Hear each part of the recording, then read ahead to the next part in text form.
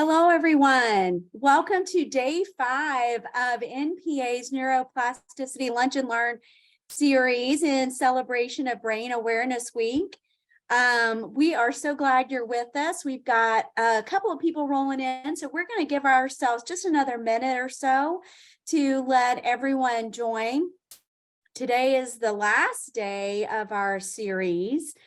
And I know many of you have been asking about the recordings from our previous days this week, and I am working to get those up. I've got a couple of them on the website available now and on our YouTube channel, but the remainder of those will be up later today.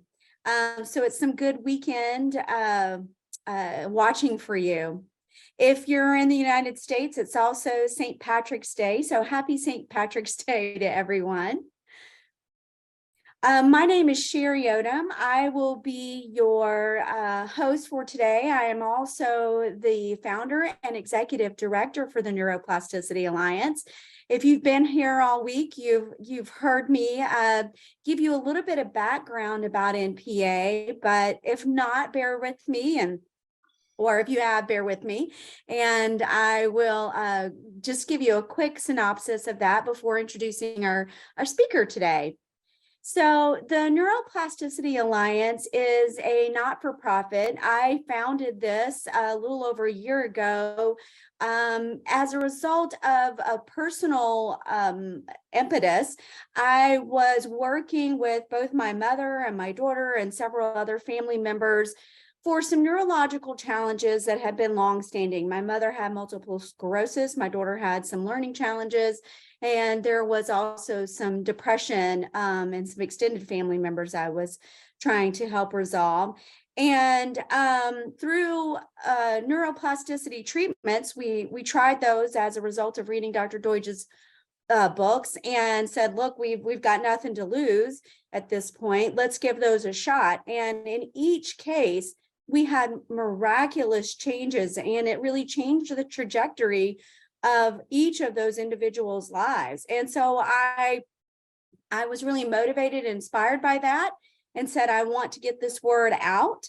Let me see what I can do to help educate individuals and help share my experience, and also help bring a sense of community to the industry, and not only help generate awareness, but help develop some of these technologies if needed. My background is in business development, and I've got a strong history of bringing new technologies and products to the market, and would like to try and help bring some of these that are established to scale, and then also help develop some newer technologies that are out there. Neuroplasticity is sort of it's relatively new in the world of neuroscience. It sort of overturns 400 years of thinking that the brain was stagnant once you reached adulthood, but we know that is not true. It is plastic. You can mold it and shape it and continue to expand it in multiple ways through the use of So if you'd like to learn a little bit more, please go to our website, npaallies.org, npallies.org. And as I mentioned earlier, we're a nonprofit and we do work off of donations and grants. So if you do find our content valuable, we would sure appreciate a donation if you're moved to do so. All right. It is Friday, and I hope that you are ready to get started. I'm really thrilled today to have with us Ashok Gupta. He is with the Gupta Program, and if you haven't heard about the Gupta Program, it's out there, and it is one of those therapies that have been recommended by physicians, and it's in this is his workbook, which I am currently going through. And the Gupta Program is really designed to use neuroplasticity to help overcome chronic conditions such as chronic fatigue syndrome, fibromyalgia, irritable bowel syndrome, anxiety, and others. He really has worked to develop a program that uses retraining to help improve and overcome those challenges by retraining the amygdala and the insula.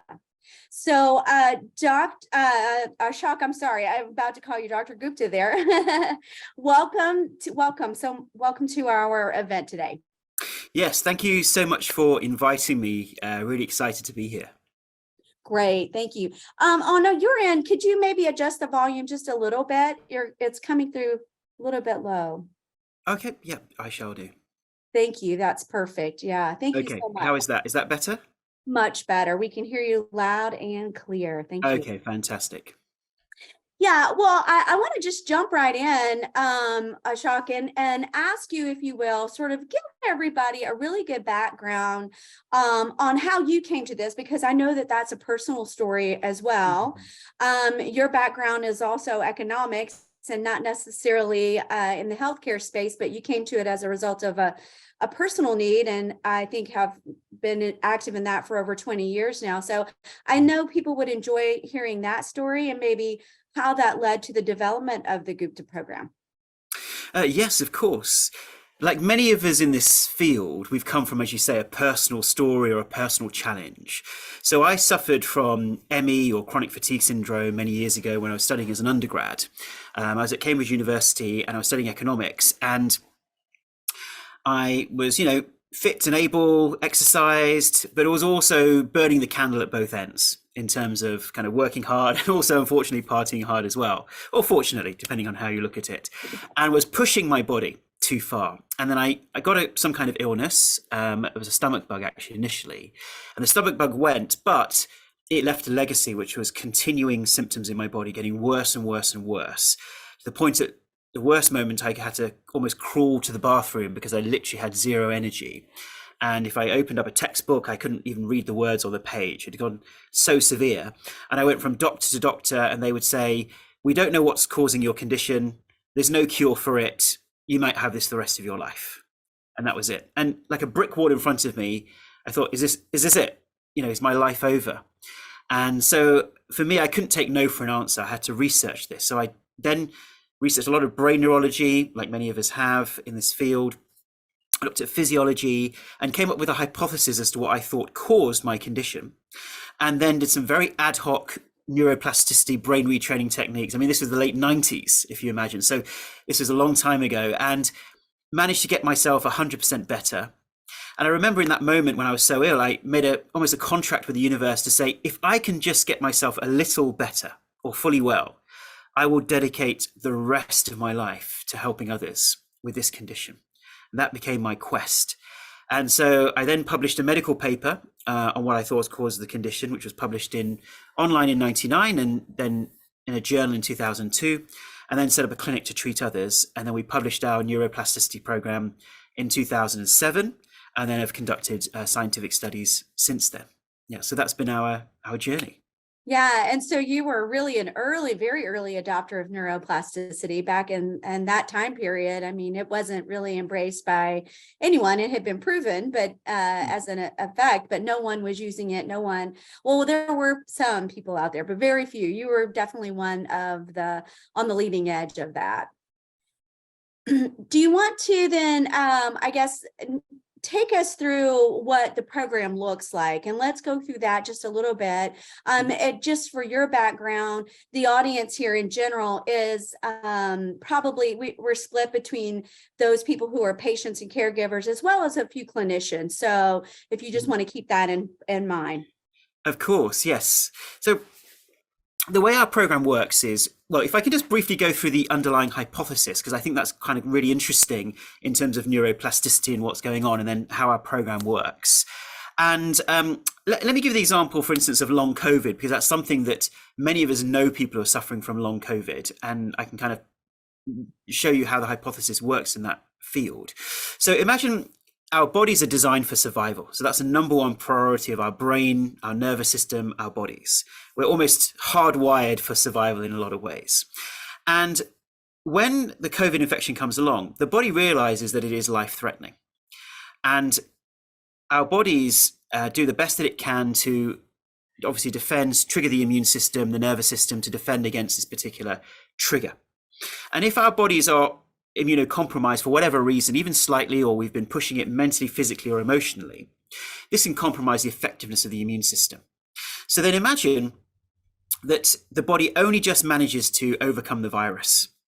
It has now left a legacy, we believe, in the brain itself, where the symptoms of the condition, or the post-viral symptoms, now become what we call a conditioned trigger. And that simply means that the brain believes that physical symptoms in the body are evidence that the virus is still present. So the brain makes that slight error or mistake, but it does it because it wants to err on the side of caution. So now the brain starts triggering the immune system and the nervous system, even though the COVID infection has been fought off. Now, this is a hypothesis because there are some people who believe there's viral debris in the body as a result of COVID, etc. But right now, this is our working hypothesis. And therefore, we get caught in a vicious cycle, which is the brain detects symptoms from the body. It interprets that as evidence of ongoing infection. It then triggers the immune system and nervous system, which creates widespread inflammation both in the brain and the body. This loops back to an hypersensitive, hypervigilant brain that thinks we're in danger. And then that triggers the immune system and nervous system. And we get this vicious cycle that starts occurring. It's almost what we call a game of tennis between the brain and the body. And so that's how we kind of imagine this hypothesis. And one of the ways people also find it interesting is we give the Game of Thrones analogy. So Sherry, I don't know if you're a fan of Game of Thrones or... I am. You finally are. Okay, great. So it can, if you're not, it can be any fairy tale can do.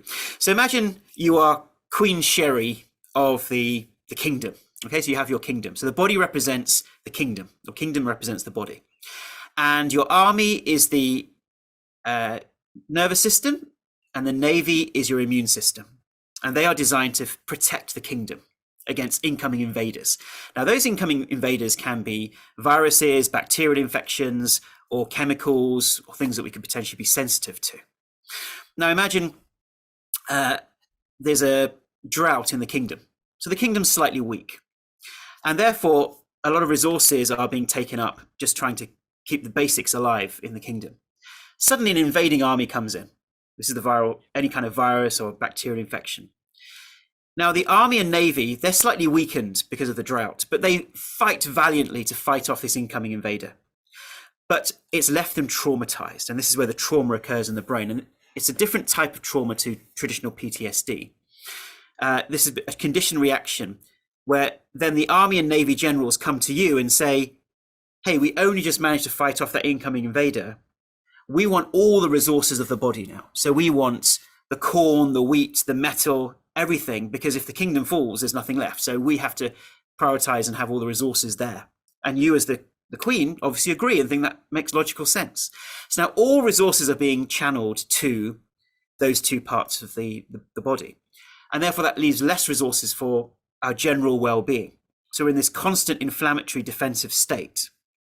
And the brain retraining, the neuroplasticity aspect, is when the army generals come to you, you're now saying, actually, we are safe. We are no longer in that threat that we were before. And normally we don't have conscious control over the immune system and nervous system, but we've developed a series of techniques that can enable us to regain that control. And in a lot of modern neurology now, which is, I think, incredibly fascinating when it comes to these areas, it has been shown now that in animal studies, this conditioning effect occurs in the insular part of the brain, which I think is, for me, I'm constantly fascinated by this. And so what they've been able to do is in rats, they were able to trigger inflammatory bowel disease. And then they measure the electrical signature in the brain, and they find that this is stored in the insula. Then when the rats no longer have inflammatory bowel disease, they're able to stimulate that part of the insula, and it re-triggers the same inflammatory bowel disease just through triggering the electrical signature in that part of the brain. And so our program is an interactive video course which enables people to learn the skills, the tools and techniques to retrain the brain and gradually bring themselves back to health.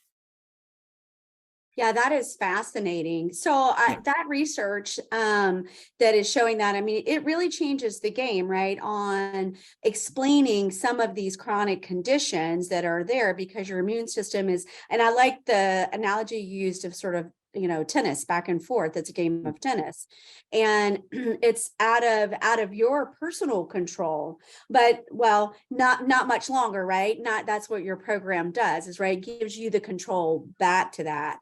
So, and that makes a lot of sense. But well, it makes a lot of sense that once you've read that research, but without that, it's hard to understand. And so many people, the emotion of that, because they do feel poorly, they don't understand what's happened. And so there's a lack of understanding in that care community for that individual and for your own self, for blame or guilt and things like that. So this not only addresses that issue, but also that research brings some credibility to those challenges individuals are going through who are experiencing those chronic conditions. Yes, absolutely. And I think this is the balance that we need, is we need the scientific studies in terms of the neurological studies, but then also the evidence-based studies to see what techniques actually support neuroplasticity. And I think we're just at the beginnings of that research and that, I suppose, justification of this approach. Yeah, yeah. So why don't you take a few minutes now, and now that you've laid out the foundation and some of the supporting science behind it, walk us through what your program would look like. What would an individual going through that experience, and the timeline for it as well? Sure. So our program is what we call a minimum 6-month program. Now that sounds like a lot, but the reason we say that is because we don't want people to be complacent, even if they notice quick changes. And for some people, they retrain within weeks and months. Certainly with long COVID, within weeks, we can get people up to 80, 90% better. But we want people to not become complacent and continue. And so it's a 6-month program. And the good news is it's all done online. So people don't have to travel to our offices, which would, then, especially if they don't have enough energy. And so there are 15 interactive video sessions where I take people through the neuroplasticity tools and techniques. And then there's lots of audio exercises which talk people through it as well. So you're not on your own trying to figure out how you would do it, but it's step by step, you're guided through it. And we also embrace the importance of what we call social healing, that we know people heal better when they're in a support group.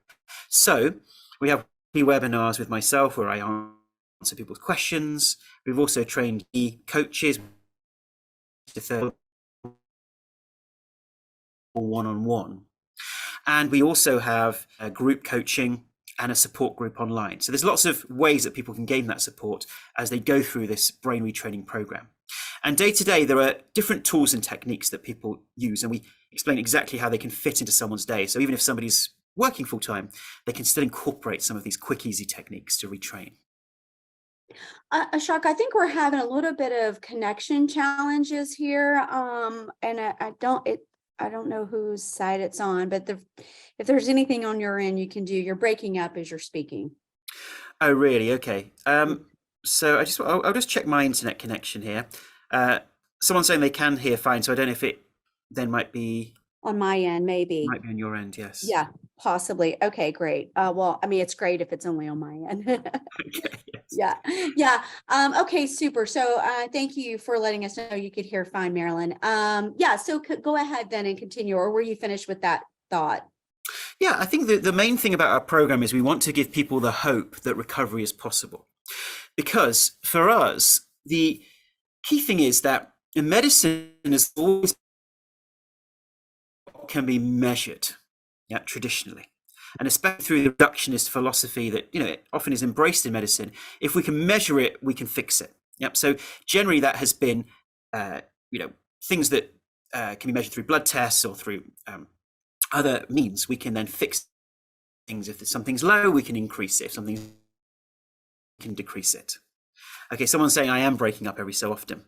So just seeing if I can switch internet connections here just to make it easier. Okay, thank you. Okay, let me see if I can just switch an internet connection. But from my side, it's showing it's okay, but I will just switch to something on my phone, and then maybe that will make it easier.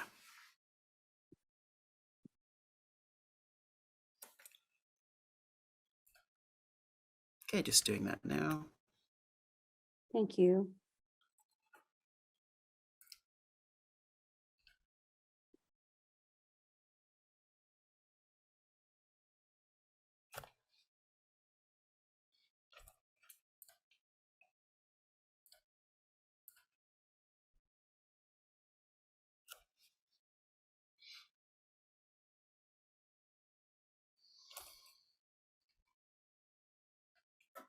Okay, apologies. It's not. Oh, here we go. Great. Yeah, you're pretty smooth with some technical difficulty there, Ashok. Okay. Hi Thank there. How is that? Yeah, that's very good. Hopefully that'll continue to be and work smoothly. On my end, I don't have another option other than what I've got. So let's just give this another shot. Okay. And yeah, so you were explaining that it's a 6-month program. People need to continue to be maintained, and that the Mm. social component of it is very important. Maybe that part is what broke up for me significantly. Would you mind just maybe reiterating the social component and how you support that with through the program? Yes. So, in terms of neuroplasticity, our working hypothesis is that when people feel this sense of connection to others, this emotional connection, that I'm not alone in this, lonely universe trying to figure this out myself, but I'm with others. This supports the brain being more neuroplastic because we feel safer, we feel embraced by our fellow human beings, as it were. So we support the idea of having coaches so people can work one-on-one with somebody. We have weekly webinars, and we also have a support group online where people can ask questions and feel part of this healing community. And people certainly find that very powerful. So that's part of our social healing. And then I went on just to say that traditional medicine focuses on what can be measured in the body. And therefore, a lot of illnesses that medicine treats are things when they can physically measure, this is low, therefore we increase it. This is high, therefore we decrease it. Or we're working with things that we can physically identify and change. But the brain has always been a black box for so many decades. And actually, what we're discovering is that so many conditions, and I believe 50%, potentially up to 50% of the conditions that someone goes to see a doctor for, are conditions ultimately caused by the brain and require neuroplasticity approaches. And the brain has been this black box, and now we're opening up. We're realizing, actually, we can rewire the brain, and if we can do that, if we can find the right key to the right lock, we can actually heal so many different conditions. And some of the ones I saw obviously on your website as well, things like MS, things like Alzheimer's, where the immune system is attacking, the spinal cord or the neurons or our own bodies. Now imagine if we could find the right key to switch off that response, because obviously it's a maladapted response from the immune system. And just like we are with long COVID and fibromyalgia and mold illness, we're enabling patients to actually get well and switch off those responses. We also have people now beginning to experiment with using our program with those types of autoimmune type conditions as well. And it'd be fascinating to see if we can do some research and see where that goes. Yeah, that is fascinating. And there's so much work on that being done on the pharmacological side, but so little being done on the neurological side. Like you said, the brain and the research around how to use it is just exploding. And it's so exciting. I mean, in cardiology care now, really stimulation of the vagus nerve and other nerves really is the cutting edge of how to treat cardiac care, which is, that's central nervous system brain related. And if you can do it and regulate that organ with those particular stimulations, central nervous system stimulations, to me, the sky really is the limit there. So I'm glad to see that you're working in this area. So let's talk a little bit then about the types of things that you do treat. So who would be a good candidate for the program, and why? And why? And why? It would be somebody who has been through the medical system and not been able to find answers. Yeah. Now, unfortunately, we are a program that people find at the end of their journey, and we'd love for it to be something at the beginning of their journey. But we also say that people need to have all the mainstream treatments to make sure it's not something else or not just a brain issue. But generally, it's people who have the conditions I've described. So certainly chronic fatigue syndrome, fibromyalgia, long COVID, mold illness, mast cell activation, and then conditions which can be controversial diagnoses, things like Lyme disease, or conditions where there's no obvious treatment and there's no obvious way people are actually getting well.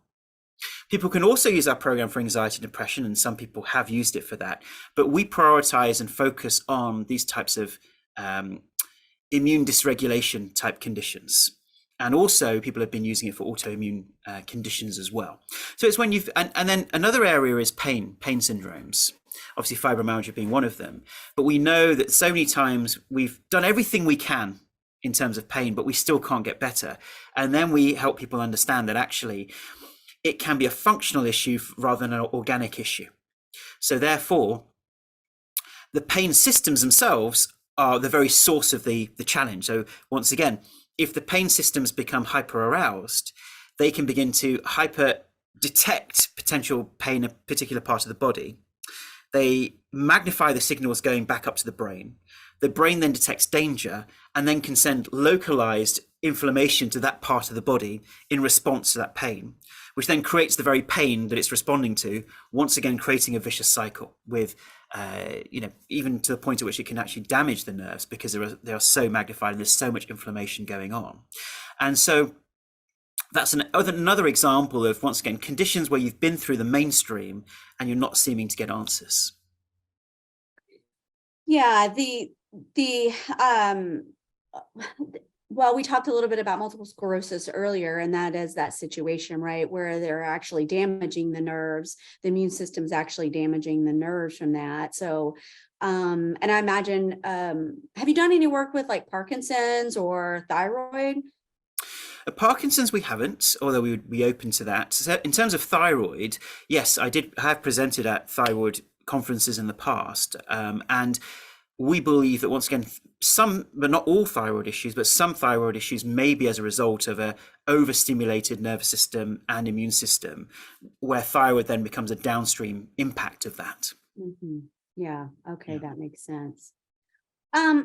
Well, so you mentioned that it's a 6-month program and there's 50 sessions. Are those sessions broken up in certain categories or areas? It's 15 sessions, and those 15 sessions, in case people felt overwhelmed, well, 50 sessions sounds like a lot. So we have 15 sessions, and we start off with, so if talking in neuroplasticity terms, what we call softening the ground. So the way we look at the brain is like many rivers going through the land, and the habit is from that water continuing to go along that particular pathway. And the ground can be pretty stuck. And in order for neuroplasticity to be effective, we need to loosen the ground so that river has the opportunity to flow in a different direction. And we generally find that relaxation techniques help to calm the brain and make it more open to new experiences and new ways of being and new ways of thinking. So the first step that we have, or the preparation, are breathing and meditation type techniques or relaxation techniques. So really helping someone find the relaxation techniques that work for them. So some of those involve breathing, meditation techniques, but we specifically focus on those that anxious people find useful. Yeah. And that's the preparation of the ground. And then we have our main brain retraining techniques, which are all about digging new neural pathways. That when we notice old neural pathways, how do we switch the brain into new ways of being? But not just from a cognitive space, but from a brain retraining space. So incorporating that idea of repetition being incredibly important, and use of imagination and visualization. And it's a very specific 7-step process that takes information from lots of different areas of coaching and therapy, but integrates it into one 7-step process that we believe is the flow of how change happens in the brain. And then, so there's those techniques, and then the supportive holistic health techniques in terms of sleep, diet, etc. And then even more brain retraining techniques. And then we focus on helping people stay well, because it's not just about getting well, but it's also about looking at what are the triggers that we had before we got the condition. Why did this condition come? How did it come? And helping someone stay well for the rest of their lives in terms of being more aware of their triggers, their stress triggers, their anxiety triggers, etc. Now, we're not saying that any of these conditions are in the mind, but what we are saying is they can be aggravated by extreme stress or extreme anxiety. So you're great at analogies. I did not know this about you, but that's definitely a great skill in being able to explain it. Thank you. Because you're talking about softening the brain, right, to be able to open those avenues for neuroplasticity and new neurons to connect and axons to grow. And are you using any type of, and you talk about breathing and meditation to help soften that. Are there any maybe nutritional supplements or any types of pharmacological medicines that you have tried in conjunction with that? We haven't, generally because a lot of our patients are quite sensitive to medications, and they tend to cause, secondary issues which require sometimes more medications. Now, we don't give medical advice because we're not formally a medical clinic as such, so people have their own pharmaceuticals that they may take. But what we do look at is natural anti-inflammatories. So, for instance, turmeric. We know that turmeric is a well-known and very powerful anti-inflammatory. Ginger, those kinds of things that can just support calming down some of the downstream effects of inflammation.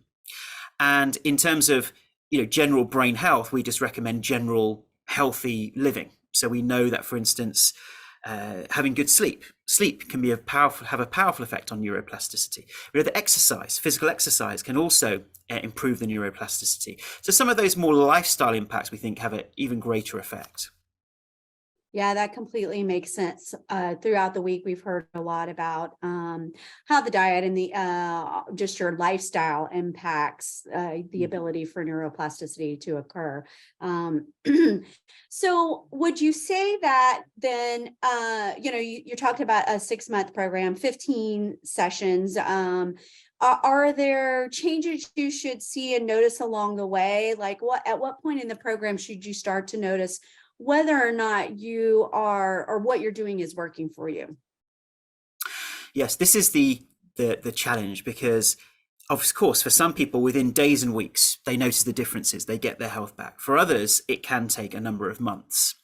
And therefore, we don't give a timeline for people. We say, we want you to keep going no matter what happens for at least 6 months, because there's a very small minority of people for whom it takes 5 or 6 months for the effects to really show. And the reason for this is some of our patients have been ill for 30 years, right? Can you imagine? Sometimes 30, 40 years, so we've had people in their 70s and 80s who've had it for the majority of their lifetimes. Now you can imagine the depth of the old training in the brain and how much retraining and rewiring is required. Certainly as we get older, there is the potential idea that, even our brain can become more rigid as we get older. And therefore, it is that consistency of practice that matters. And we also don't want people to have an attachment to results. So the way we often engage with the world is very transactional. I do this and I get a result. But you can imagine with neuroplasticity, if you're retraining and telling the brain that actually you're safe and they can switch off these defensive responses, but then at exactly the same time you're saying, oh, but this isn't working, I'm not noticing the effects quick enough. What you're telling your brain is, actually I'm safe, but actually I'm still in danger. You're giving it contradictory messaging. So there's almost like a Zen approach that we encourage our patients to have, which is to what we call do your best, leave the rest. Mm-hmm. So let's do our thing that we're responsible for, which is engaging with the retraining, engaging in neuroplasticity, and allow our brains and bodies to heal in their own time. And I'm sure that that's how people perhaps work with stroke victims, where, it's a rehabilitation process and you don't know how long that rehabilitation is going to take. How long will it take for the brain to rewire itself and for people to be able to get movement back in their limbs? It's something that someone has to be very patient with and keep going no matter what. And that's what we encourage with our patients. But certainly with, for instance, food sensitivities, sometimes mold sensitivities, within weeks or a couple of months, people notice the differences and can begin to start going back into normal life. Yeah, that's exciting that you've got such a quick impact that you can see on a typical basis.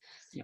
And an example of that, Sherry, is as you know, we've published medical research. So one of our recent papers we published in 2020, which we're very excited about, was a randomized controlled trial published independently on fibromyalgia, which is a widespread pain syndrome. And that found that just after 8 weeks in the active Gupta program group, there was a 40% reduction in fibromyalgia scores. And obviously, we're a 6-month program, so you could see the effect in 8 weeks. And there was a halving of anxiety, a halving of depression, a halving of pain, and a doubling of functional capacity. And so, that is an actual published RCT, which shows you some of those initial effects. And our purpose with all of this is to really not make this, as it were, a side dish to the mainstream medical profession, but actually something that is very mainstream. And therefore, more research, larger studies, phase 3 trials, that is really our aim, to show that this is effective, and therefore we can start introducing it and reduce the amount of suffering that people are going through. Yeah, and there was a couple of questions about the research, where they can access that. Is that, I believe it is on your website. I've seen it there. Do you want to maybe give some people a specific direction on how to access it? Yes, absolutely. So they can go to our website, which is guptaprogram.com, GUPTA program.com. And when they go to the website, they will see a tab that says research, causes and research. And there they can see a full explanation of how I describe these conditions and what causes them, as well as some of the medical papers that we have published. So on there is the medical hypothesis, which was published in a journal called Medical Hypotheses. Then we have our own clinical audit, which was published in the Journal of Complementary and Alternative Medicine.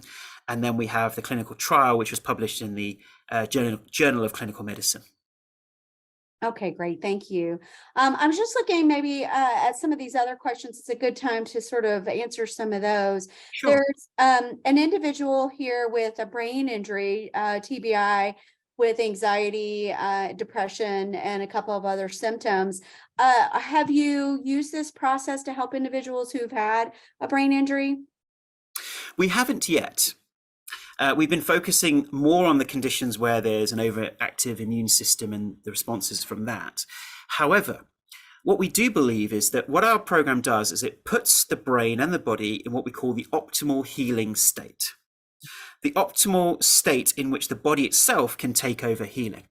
And actually, a lot of medicine, many of us don't realize this, but a lot of medicine is not actually treating us. What it's actually doing is facilitating the body's own healing processes and making that easier.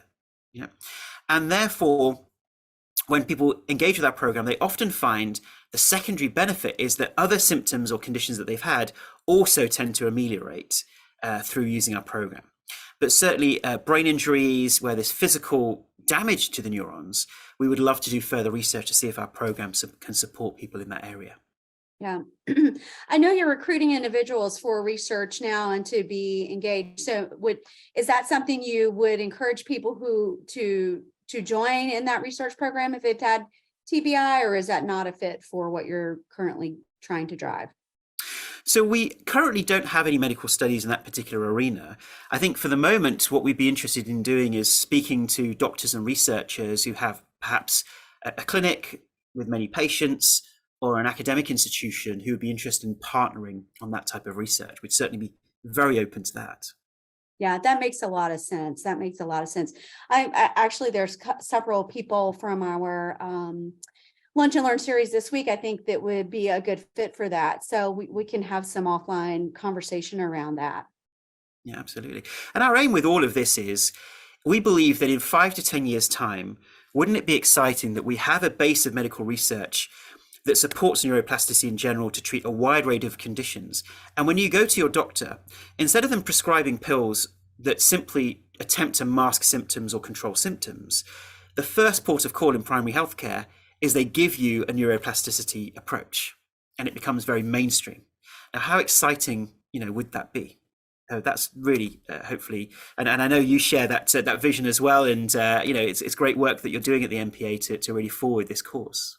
Thank you. Yeah, I do believe, that is my mission as well. We see it both so clearly, because I think that, how long it will take, I don't know, but we'll keep working at it. But I do believe that it should be a first line approach, because as you said, so many of these challenges with the central nervous system are related, or the root cause of some of the other symptoms that you get. And so you have to almost tackle them simultaneously to be able to see the benefit. And I almost see it as, and and I mentioned this when we spoke before, I see what you're doing in so many cases as the backbone of a lot of the progress we should make within neuroplasticity, because you've got specific challenges like maybe auditory processing or brain injury or multiple sclerosis. You've got these diseases or other neurological challenges, but to be able to truly address these, you've got to be able to put the brain in a state where it can be open to the other treatment, and working in tandem with one another, I think is really what's going to make, sort of the next leap forward. So I am such a huge fan of what you're doing, and really want to try to get the word out there and move forward with some of the research that's going to allow you to be embraced as a partner for some of those other programs. Yeah, definitely. And something else, Sherry, that I think is really interesting is the whole area of microdosing. Now, I know it's a very, very controversial area in terms of psychedelics, but that area also is making leaps and bounds in terms of treatments for depression, treatment-resistant depression. And ultimately, they are taking, or in my view, the hypothesis is there is a neuroplasticity approach to this, that essentially we're working from, using these types of tools, but they're working from microdosing with, psilocybin and all those kinds of substances. They're enabling the brain to become more neuroplastic and opening us up to rewiring, opening us up to new experiences. And if we can combine microdosing with neuroplasticity, and we might be able to even accelerate the changes. So that's something that we're looking at as well as potential hypothesis. So we can see that even in the in other areas of medicine, they're moving more towards this area as well. Yeah, it does seem to be coalescing. And we talked a little bit about plant medicine yesterday, and there's an interview that we did with an individual who sort of helped summarize for us all of the research. KJ Levon, who summarized the research out there on plant medicine and where it's heading and how much it's being adopted. And it seems like everybody's just trying to figure out what the appropriate dosage is and how you manage it. And I think once that initial research gets done, then it really sort of sets the platform for then utilizing it with other techniques. And I was surprised to learn that your brain becomes so much more neuroplastic for an extended amount of time when you're looking at psychedelics. I mean, you're looking at months really, where the brain is in an altered state that's really suited for neuroplastic adaptation. So we'll see what comes out of that. I think it's exciting. It's very exciting.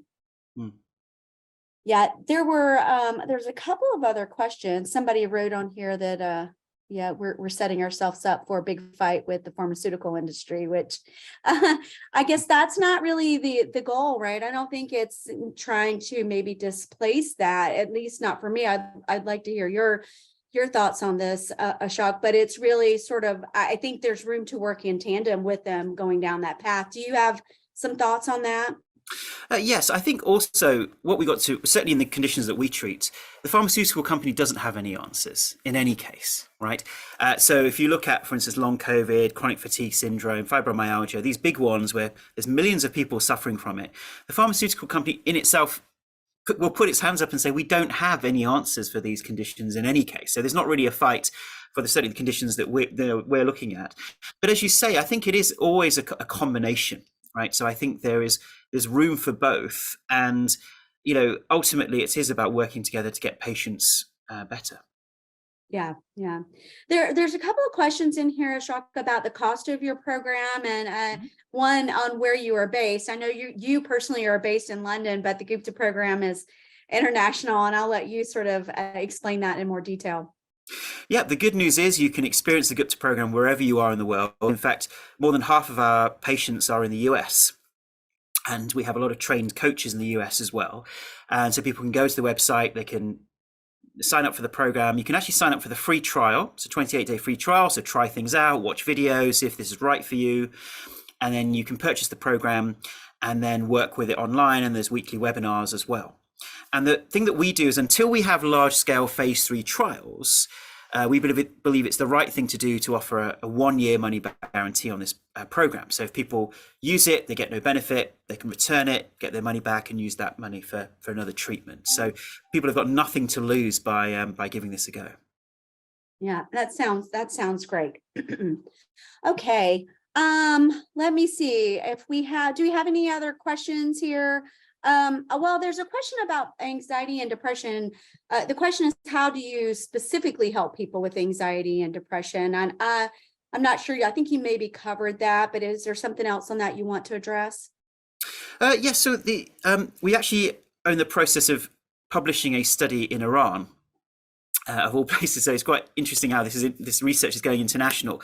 And there they actually use the program with older adults with depression and cognitive difficulties. And they found that our program actually had quite a significant effect on that. And it was used in exactly the same way, in terms of, once again, preparing the ground, so softening the ground, and then giving people tools and exercises that they can do to retrain their brain out of these depression type patterns and these processes. And certainly with anxiety, in a similar vein, the program is used in exactly the same way to change that. So the techniques that we've developed, they're agnostic, in the sense that they don't care what you want to change. They just give you a process and a program for change. That's what it is. Yeah, understood.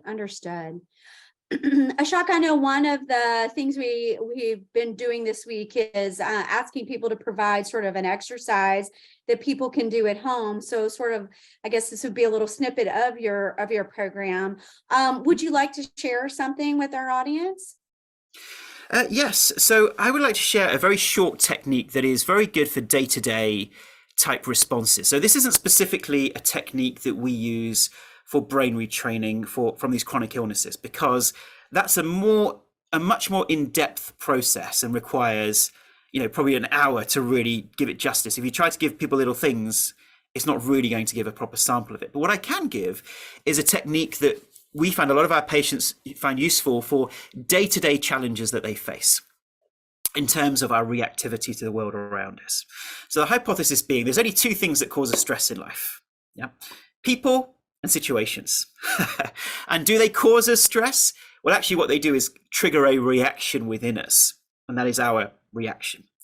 And more often than not, our first port of call is to blame the situation or blame that person. And we won't go too deeply into that, but actually what this technique is about is taking responsibility for our own response and looking at how we can neurally rewire our response so that we calm that response down. And an example of this is, let's say we have an argument with somebody and somebody calls us an idiot, as an example, right? Hopefully that doesn't happen to us very often, but let's say someone calls us that. Now, how often is the case that they've called us that once, but how many times do we call ourselves that in our own brain? So what happens there is the brain then has an emotional response to that trigger, and then starts creating a repetition of it again and again and again.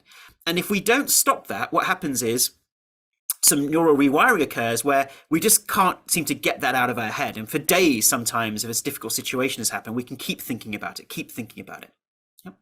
And so this is a short technique to help us rewire the brain out of those repetitive thoughts and repetitive processes.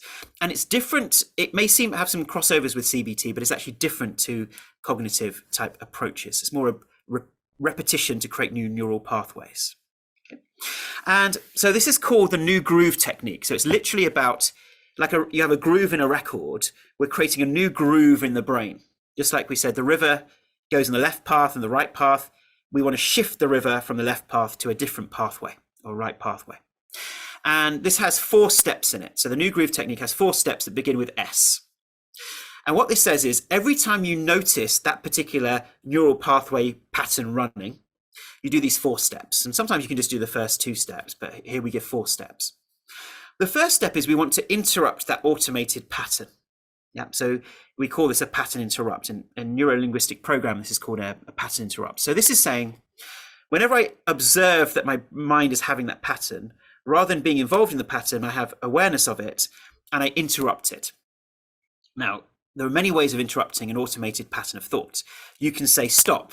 So sometimes patients like just saying stop really loudly in their mind, or other people find that a bit jarring. So what they do is they just take a deep breath in when they notice, like when we sigh, like that. It's an interruption. That's an automated interruption from the body. Or we may decide to laugh out loud or smile or something that interrupts that automated flow. So that's the first S, is stop. The second S is surrender and acceptance. Now, this is kind of very interesting. We notice from the research that actually when people, and this is used in the 12-step program with alcoholics, when people, what they call surrender to a higher power. Right? Now, I know the scientists amongst us are suddenly recurse, go, whoa, what is this? This sounds very woo-woo to me. But when we say higher power, what we mean is the power of love. And love is something that, whatever your belief system is something that we universally share as human beings. So we have this idea of surrendering to love. Now, what does love mean? So love can mean the love you might have for your children, the love for your family, the love for a figure, or the love you feel from a figure from your religion or spirituality. So that could be Jesus or Buddha or whatever. Or it could be something else where you feel a sense of love and a sense of safety. Okay. So the second S is you take it a deep breath in, and then you take whatever anxiety or agitation or worry or whatever that pattern is, and you imagine breathing out and surrendering it to this representation of love. And it could be your pet. If you have a pet, it could be, a loving connection you have with your pet. Now, some people say, but hang on, I don't want to give my anxiety to my pet. Yeah. I say, no, imagine love is like an ocean. And so if you take a cup of dirt and you put that into the ocean, it makes no impact on the ocean because it's so vast. So it's also looking at this idea of a vast ocean of love that you're able to surrender and let go and feel at peace in the presence of. That is that first step of loosening the soil in terms of the brain's environment. The third S is shift perspective. So this is saying, and this is also used in cognitive approaches, how can I look at this situation differently? Yeah. So often we want to blame the other person, but we can also say, oh, okay, they called me an idiot, but maybe they were just having a bad day and I can let this go. Or actually, this is making me stronger because I notice my reaction and I notice that I'm sensitive to criticism. So I can now observe my reaction and I can become stronger in the face of criticism. So what we call a universal perspective shift is simply becoming aware that I'm growing from this situation, or we grow when we go through challenging times. And the fourth S is substitute. How do I choose to feel in this scenario? It's not how I am feeling, but how do I choose to feel? And that might be simply, and this is the power of imagination, I imagine feeling calm and relaxed about this situation. I imagine feeling indifferent about this person and what they said. That's what we're imagining in the fourth S, which is substitute. So what I'm now going to do is let's go through that exercise so everyone can experience it, and then it gives people a flavor. It's a tool that you can kind of take home and play with. So if we close our eyes, so it makes it a lot easier to do this when we close our eyes.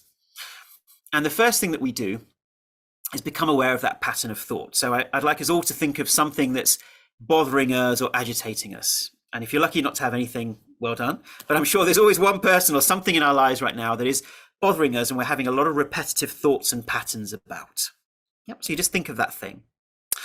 And then the first thing that we do is say stop. So we say stop. And now we imagine a representation of love in front of us, a vast ocean of love that's represented by a person or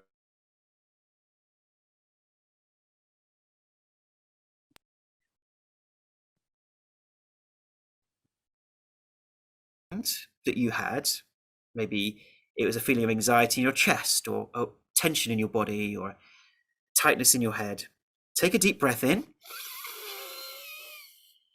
And with a smile, let it all go and breathe it out and imagine it being absorbed by love.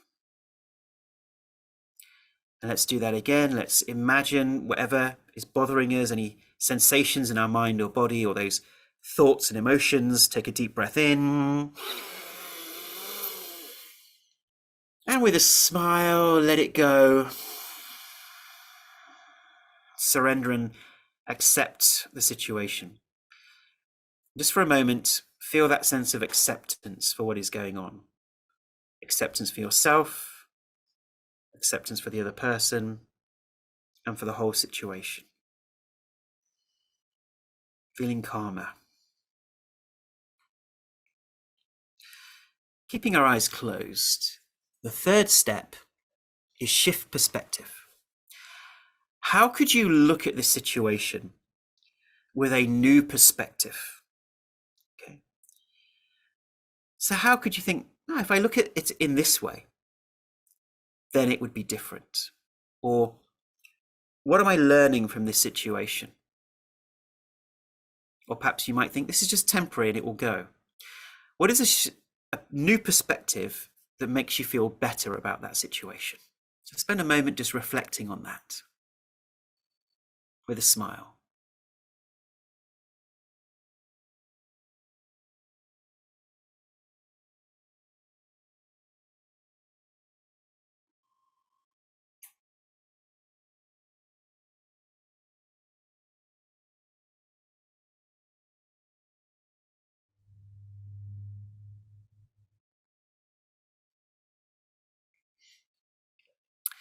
Keeping our eyes closed, now with this new perspective,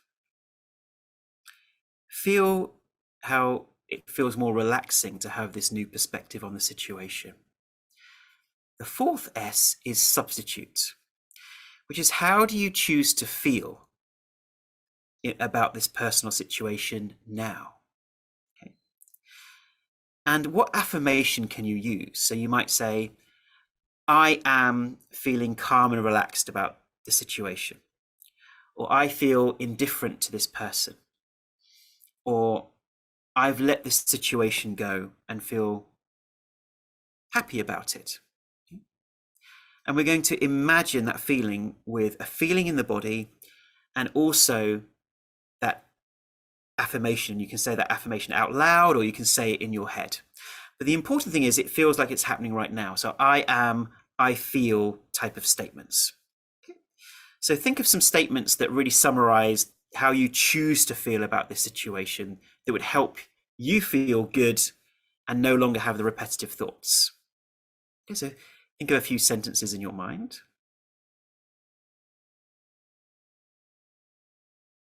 Helps to have the smile.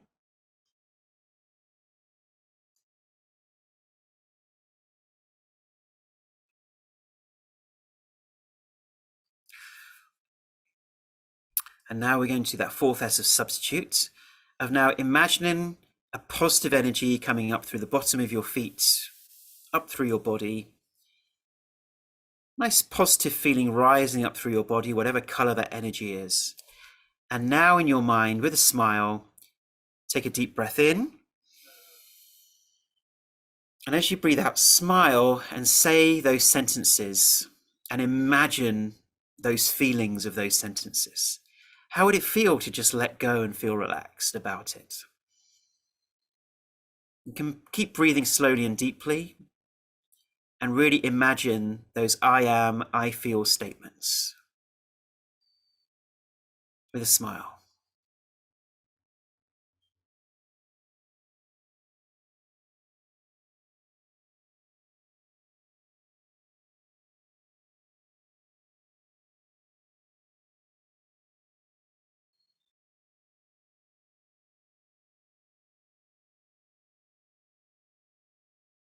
Until you really connect with this new substitute feeling you choose to have.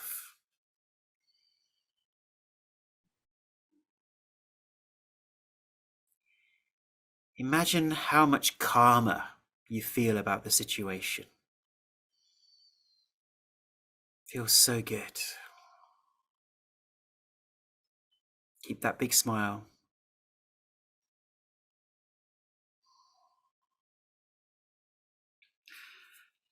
And hold on to those good feelings. Let's take a slow, deep breath in. And breathe out.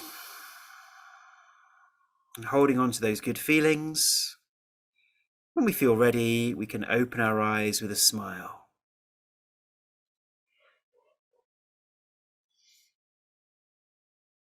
Thank you. Wow. Wow. I took that to heart. I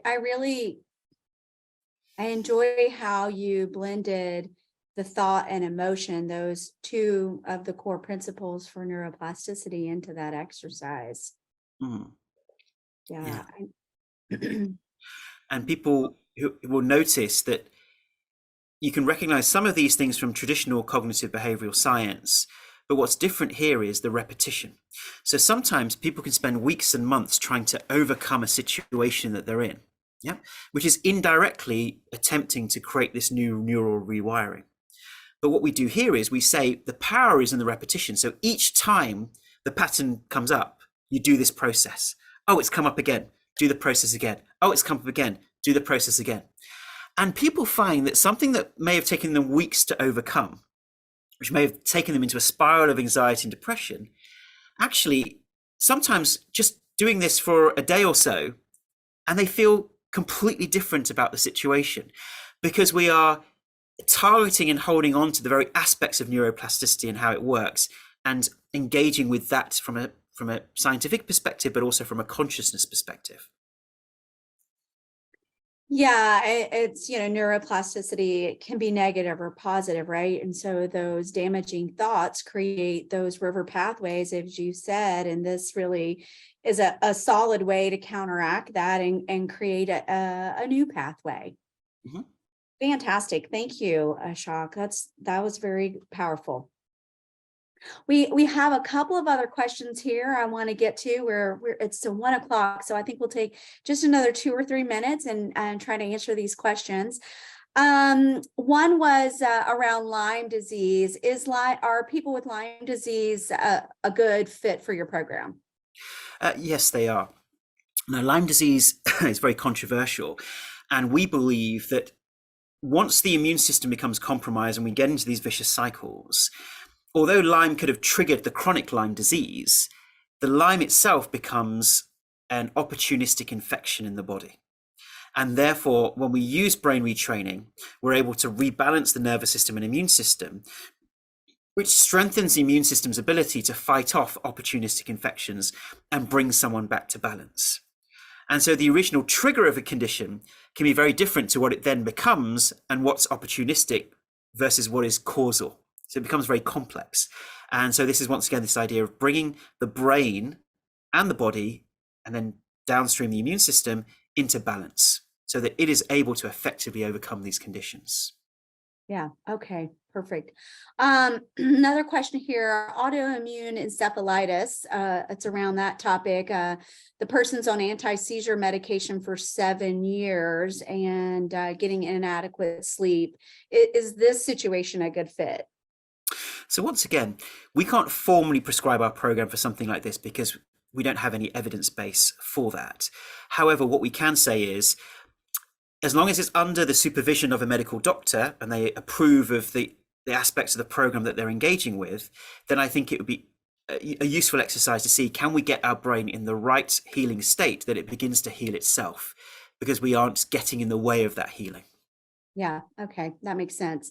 One last question here is, where should you start with retraining for your brain when cognitively you're so foggy and struggling to stay awake? Yeah, that's a good question. Yes. We have patients who are bedbound. So we know that with long COVID, with chronic fatigue syndrome, people can be so laid out that they literally have got, almost maybe 1 or 2 hours of vague functioning during the day. And we ask people to start slowly with the program. So not trying to take it all on, but people start with just some simple breathing and meditation techniques, which sometimes then enables them to have a bit more of a window of energy. Then they can begin with some very simple observation techniques, some very simple retraining techniques. And then as they recover, they're able to engage more and more and more with the program. So people can adapt the program according to their particular situation and start slowly. But it's perfectly possible to still retrain, even if you're cognitively affected. In fact, most of our patients have brain fog, and quite severe brain fog, but they're able to gently get themselves back to normal. Okay, good. That's inspiring. Okay, I do see one last question here, and it's about psychobiological causes of anxiety and depression. Is that a fit, or are there any thoughts that you have on that? Yes. So what we know is our society now, we live in what we call a pro-inflammatory state.